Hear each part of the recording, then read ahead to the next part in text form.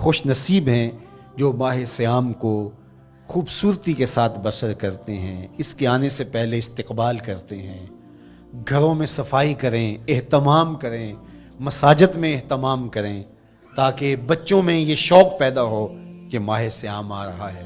جب ہم بچے تھے تو ہمارے والدین رمضان المبارک سے قبل ہی رمضان المبارک کی تیاریاں شروع کر دیا کرتے تھے۔ اس وقت گھر میں شربت تیار ہوا کرتے تھے گڑ کے، اور وہ پہلے ہی مائیں گھر میں تیاری کرنا شروع کر دیا کرتی تھی۔ ایک شوق پیدا کرنا مقصود ہوتا ہے۔ تو کچھ چیزیں ایسی ہیں کہ آرڈر لکھیں اور 1 سیکنڈ میں گھر پہنچ جائے، لیکن کچھ چیزیں تیار کرنی چاہیے، شوق پیدا ہو۔ گھروں کے اندر ماؤں کو چاہیے کہ افطاری کو اہتمام کے ساتھ تیار کریں تاکہ بچوں کو شوق پیدا ہو، ایک ماحول پیدا ہو، قرآن مجید کی تلاوت کا ماحول پیدا ہو، جاگنے سونے کے جو ہے وہ شیڈول مرتب کیے جائیں، مساجد کی آبادی کا سامان کیا جائے۔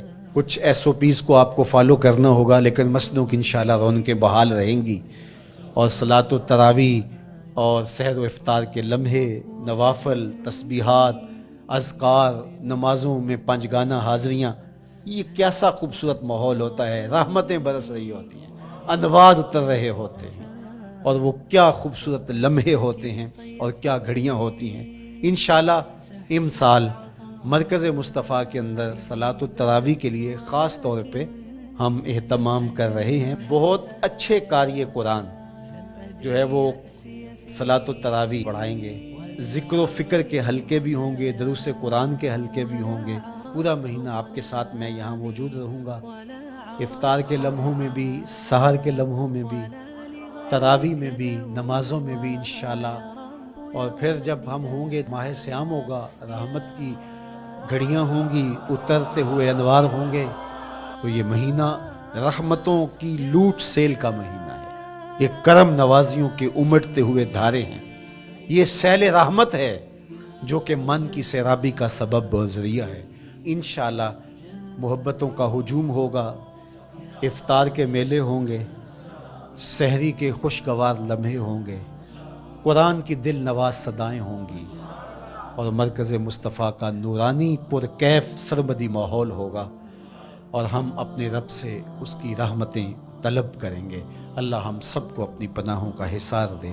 جب ماہ صیام رمضان المبارک جلوہ گر ہوتا ہے، جنت کے 8 دروازے کھول دیے جاتے ہیں، جہنم کے دروازے بند کر دیے جاتے ہیں، اور شیاطین جکڑ دیے جاتے ہیں۔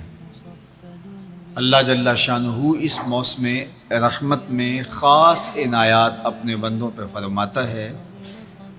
ایک نفل ادا کرنے سے فرض ادا کرنے کا ثواب ملتا ہے، اور ایک فرض ادا کرنے سے 70 فرائض ادا کرنے کا ثواب ملتا ہے۔ اسی طرح راہ خدا میں 1 روپیہ دو گے تو 70 روپے خرچ کرنے کا ثواب ملے گا۔ اسی طرح باقی نیکیاں بھی جتنی بھی ہم کرتے ہیں، وہ 1 نیکی کریں گے تو 70 گنا اجر ماہ صیام میں ہمیں نصیب ہوتا ہے۔ اس لیے اہل ایمان کا یہ طریقہ ہے کہ وہ اس مہینے میں کثرت کے ساتھ تلاوت کرتے ہیں، کیونکہ 1 مرتبہ اگر قرآن مجید پڑھ لیا تو 70 مرتبہ قرآن مجید پڑھنے کا ثواب نصیب ہوا۔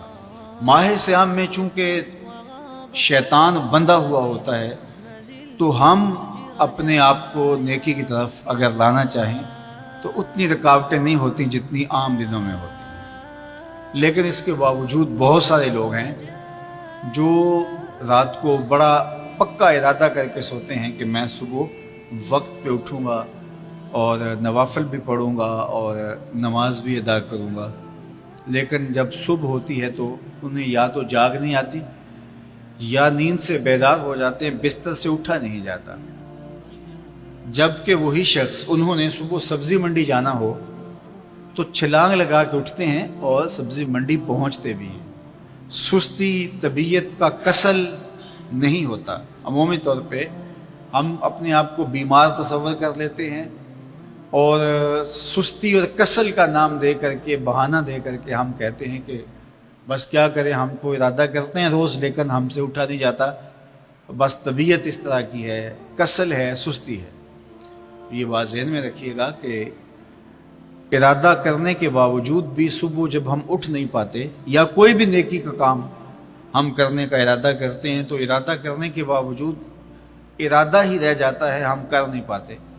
تو اس کا سبب یہ ہوتا ہے کہ بہت سارے ہم گناہ کر چکے ہیں، اور ان گناہوں کی وجہ سے ہم نیکی کی توفیق نہیں پاتے۔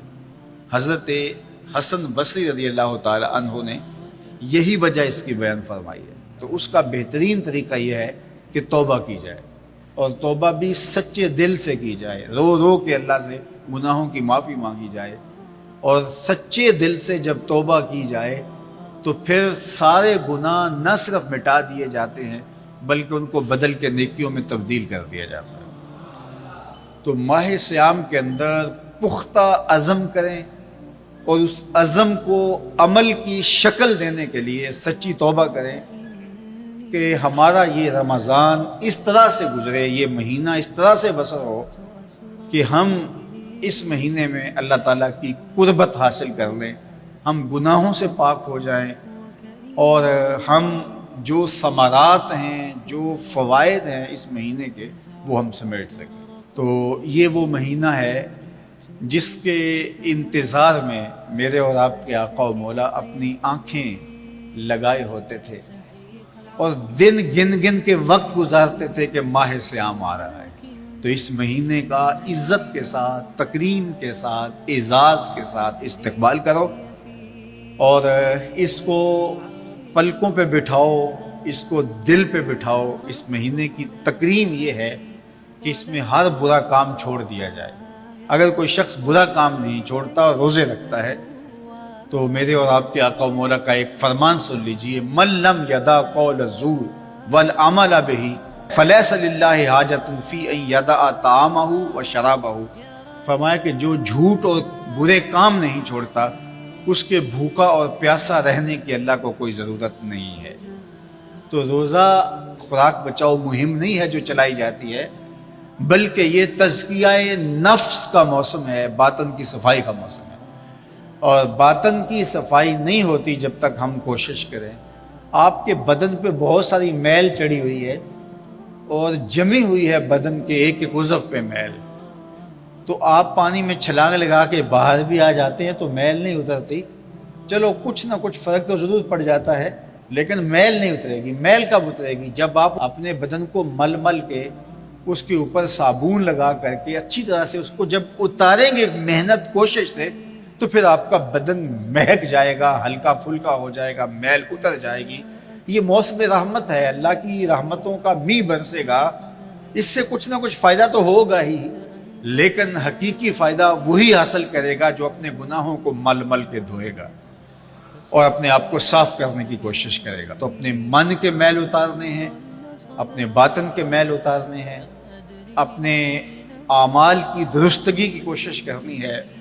صلاۃ التراویح مسجد میں نہیں آ سکتے تو گھروں میں پڑھ لیجئے، جس طرح بڑی عمر والے لوگوں کو، بیمار لوگوں کو کہا گیا کہ آپ گھروں میں پڑھ لیں، بچوں کو کہا گیا، لیکن چھوڑیے گا نا۔ یہ رمضان المبارک کا خاص عمل ہے۔ آج کل دین بیزار طبقہ مختلف جگہوں پہ بیٹھ کے مسجد پر، مدرسے پر، تراویح پر، ان چیزوں پر تبصرہ کر رہا ہے، اور اتنا ہلکا ثابت کرنا چاہ رہا ہے ان امور کو جس طرح یہ چیزیں ہوتی کچھ نہیں ہیں، جبکہ ماہ صیام کے قیام پر میرے اور آپ کے آقا مولا نے بشارت دیتے ہوئے فرمایا، من قام رمضان ایمانا و احتسابا غفر لہ ما تقدم من ذنبہ۔ جس نے رمضان المبارک کی راتوں میں قیام کیا ایمان اور محاسبہ نفس کے ساتھ، اللہ اس کے پچھلے سارے گناہ معاف فرما دیتا ہے۔ یہ بہت بڑی دولت ہے، تو اس دولت کو ضرور سمیٹیے گا، ضرور حاصل کیجئے گا، من کی ستھرائی، عفت اور پاکیزگی کا سامان کیجئے گا۔ اللہ آپ سب کو اپنی امان میں، اپنی حفاظتوں کے حصار میں رکھے۔